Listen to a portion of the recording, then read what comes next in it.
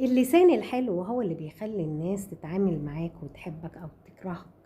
لسانك هو الطريقة اللي بيها تقدر ان انت توصل فكرك وتوصل توجهاتك وتوصل آرائك للناس بطريقة صح عن طريق اللسان الحلو.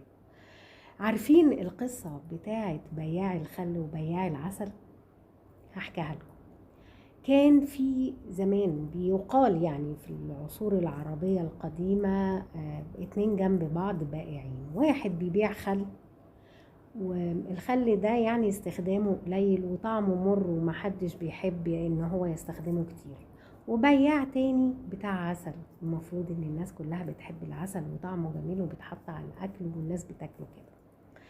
فبياع العسل كان بيلاقي بياع الخل عند ناس كتير مع ان المنتج بتاعه مش قد كده، ويقعد بياع العسل يبص على الدكانة بتاعت بياع الخل يلاقي عنده ناس ومتكدسين وبيشتري منه، وهو اللي المنتج بتاعه المفروض انه احسن وافضل بكتير ومفروض كل بيت بيحتاجه، ما حدش بيقرب ناحيته. فبقى قاعد مستغرب مش فاهم. ففي يوم من الايام راح وقعد مع بياع الخل وسأله، قال له انت ازاي انت منتجك مش قد كده؟ ليه الناس بتيجي تشتري منك ومحدش بيجيلي انا اللي منتجي حلو وجميل والناس المفروض تاخد منه؟ ليه بيجولك وما بيجوليش؟ قال له انت بتكلم الناس ازاي؟ طب شفتني انا بكلم الناس ازاي؟ فالراجل بياع العسل قعد يفكر كده، لقى ان مقابلة بياع الخل للناس مقابلة جميلة بابتسامة حلوة وترحيب بالناس واهلا وسهلا وتفضل وامر وانت عايز ايه وعيني ليك، واللي يجي يشتري منه وما يبقاش معاه بقية الفلوس يقوله معلش المرة الجاية تبقى تزود دي مني ليك، وهكذا.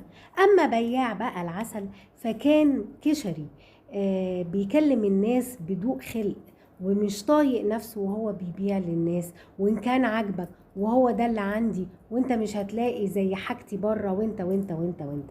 فواحد كان بينفر الناس منه ومن مكانه ومن منتجه، وواحد تاني كان بيرحب بالناس على اختلاف طبقاتهم، واللي مش قادر انه يشتري كان بيديله على اساس انه يجي مرة تانية ويشتري منه مرة واثنين وثلاثة وهكذا.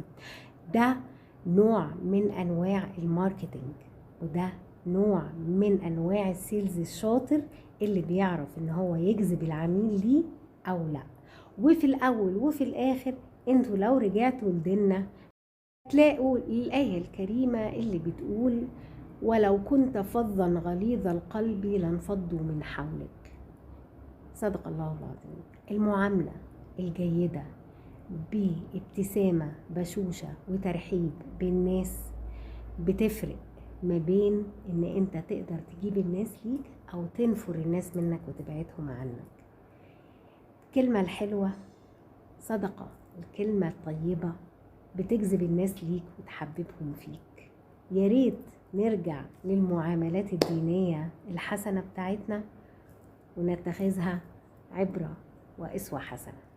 شكرا.